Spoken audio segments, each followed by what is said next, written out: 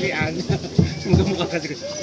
Tell us about the program. Ano, kasi parang defense, opening of a defense camp. Diba? So what does that exactly mean? Well, the defense camp nakaschedule to sa pang-5 araw na binigay sa atin ng DNR para lumisan sa lugar, para sa bookstore na lumisan sa lugar.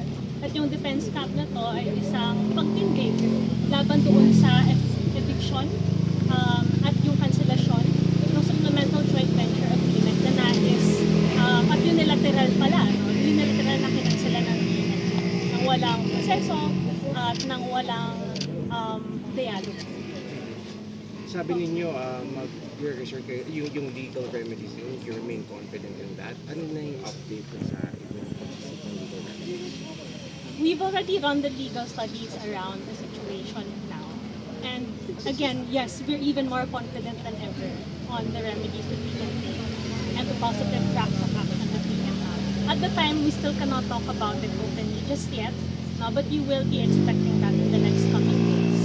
Ang gusto lang natin talagang maparating ngayon ay ma-highlight kung gaano kamapansala itong ginawa ng DNR na pagkansela ng agreement dahil doon sa 3 dekadang pinangalagaan yung lugar na to, yun yung agreement na nag-enable nun, no? Despite all of the destruction na nangyayari sa lugar. Do you find any of the violations at the KTVO list, diba? What do you find most absurd or most laughable dun sa kanilang mga list of violations? Una sa lahat, yung karamihan ng mga pinapataw nila ay nasagot na natin ng huling 2 taon. Kaya talaga nakakalito kung bakit imbis na sumagot o imbis na magdialogo sa dami ng disinformasyon na napalabas na, bakit kailangan humantok sa ganito? Doon naman sa mga bago nilang mga nilabas na argumento, siguro ang pinaka nakakapagtaka sa akin, kung meron kayong mga ganitong concerns, bakit hindi yun niraise sa oversight committee? Bakit hindi nyo kami tinawag? Imbes, diretsahang kanselasyon yung pinapataw ninyo. At kahit nung pag-review namin ng mga legal arguments, well, a lot of them are very misleading, no? Or are plainly false. So halimbawa yung sa tanong ninyo, ano yung pinaka-laughable dito? Siguro yung sinasabi nila sa procurement law, yung agreement was entered into when? 2002? Tapos yung procurement law na sinasabi nila is 2003. Diba? So, syempre, natural, kung ano yung procurement law ng 2002, yun yung mag-a-apply. Eh kung titignan mo doon, ang basehan ay contract price, pareho siya. Kung 5,000 units, yun pa rin yung tinatawid niya, diba? Papunta dito sa supplemental agreement. At equivalent is time. Hindi yung sinasabi nila na dapat sa is. Kaya, nakakapagtaka na umaabot sa ganun. Pero just to be clear, meron namang nag-deliver ang Blue Star ng mga housing units. Merong mga na-deliver, lalo na dito sa unang area natin, yung tinatawag natin trading area. So ito yung pinasok ng Star noong 1996. At merong mga na-deliver doon. So dami nga nang nangyari, nagbukas pa siya sa open market, napunta pa siya sa lot 2 auctions. At kung tanong naman ng mga tao sa isip nila, bakit kung hindi natapos doon, bakit biglang meron pang extension? Diba? Well, kasi lumabas yung supplemental joint venture agreement na to nung matapos yung land development ng lugar, nung binisita ito ng ni Presidente GMA, nakita nila na maganda yung delivery. Yun yung starting point nun. At nung nakita nila yon, alam din nila at merong national consciousness pagdating sa pagiging prolific ng land grabbing activities, sinabi nila na isama na natin tong area na to doon sa proyekto. So two-pronged yung approach doon. At kung titignan natin yung supplemental joint venture agreement, lalabas rin yun doon. Oo, housing. And again, ang modelong ginagamit natin ay a pioneering conservation development approach, which is a conservation financing mechanism. Diba? At pangalawa, masalba yung lugar doon sa lantaran at malakihang okupasyon ng lupa na nangyayari sa lugar na to ng mga panahon. Ang dami ko sinabi. Pero, di ba, sumulat na rin kayo kay Pangulong Marcos. Anong nangyari? Meron bang sagot yung Pangulo dun sa inyong panawagan, no, na parang wag naman agad-agad yung ganitong klaseng hakbang? Sa totoo lang, wala pa. No? At patuloy-tuloy pa rin ang panawagan natin sa kanya na suspendihin at i-allow ang mas malatag na pag-review ng nangyaring kanselasyon. Ultimately, hopefully, ma-revoke ito. No? Dahil ang nasa alang dito ay isang lugar na pinaghirapan na ng katagal-tagal para ma-restore. At alam natin noon kung mga huling taon kung gaano rin kalaking bagay na merong restoration at merong protection efforts na nangyayari dito sa kanila ng Upper Marikina. discuss what's at stake pag napaalis dito ang Blue Star at kayo. What we will observe is, coming from the last couple of months, medyo halata na merong dismantling of the legal mechanisms that have protected the area for the last couple of decades. So this follows the attempt to get our forestation site cancelled, yung nangangalaga naman doon sa mga kabundukan dito sa kanila. No?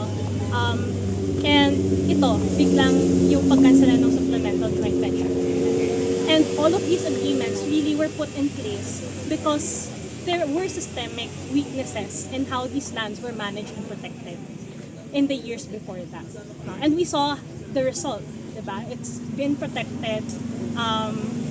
To an extent, it's shielded from a lot of illegal activities, although not completely, that could have come in compared to the different areas around us. No? So, yun yung mawawala.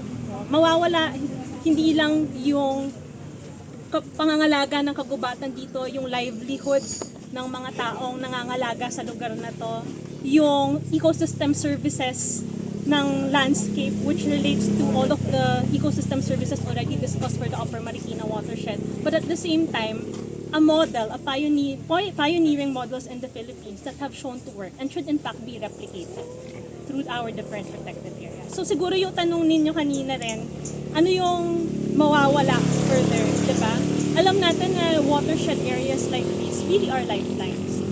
Not only do they provide water security, but it's also the ones that stop flooding from happening further downstream.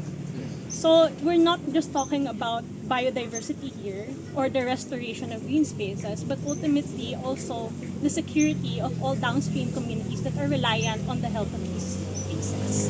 Tomorrow is the 15th day since you received yung...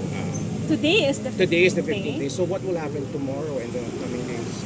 We stand our ground, no? As our legal representatives and Blue Star's legal representatives have said, they cannot enforce an eviction without going through court processes. Doing so would be illegal.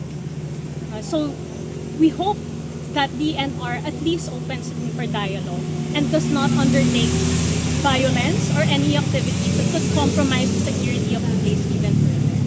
Bakit sa tingin ninyo parang pinang-fast track ba yung pagpapaalis o pagkukuha? Bakit? Anong meron dito sa lugar dito?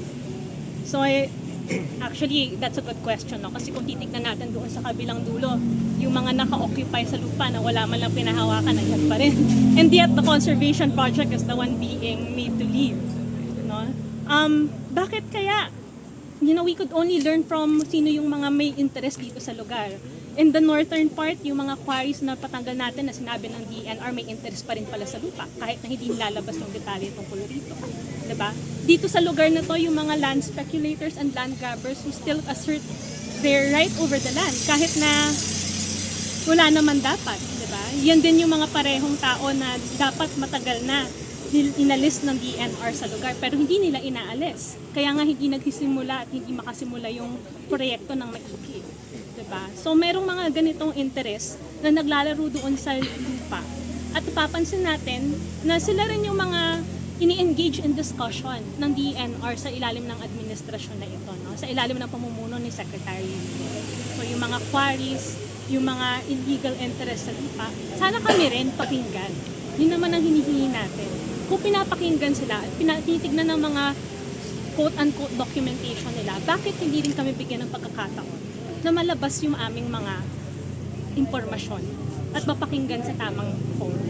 So to be clear, you've been seeking for a dialogue with DNR, pero it's falling on deaf ears? Correct. That's exactly what's happening, unfortunately. No, we've always written letters, we've sought for dialogue, we even asked that the site be visited because of how much this information was being passed around. And it was to dangerous extents, no? Kasi kung titignan natin yung mga ibang administrasyon, yes, merong disinformation sa loob ng departamento, pero hindi ko maabot sa punto na pati yung sekretarya nandun sa likod niya. Diba? Pero ngayon, nasa ibang level tayo ng conflict na tila pati yung sekretarya mismo, parang hindi pinapakinggan kung ano yung other side ng picture. Sana bigyan niya pa rin tayo ng forum na magawa yun. Gano'n na po katagal na nagsisik kayo sana ng audience with DNR? Sa camera na lang. Since Secretary Yulo started as the leader of DNR, we know na malaki ang history ng lugar.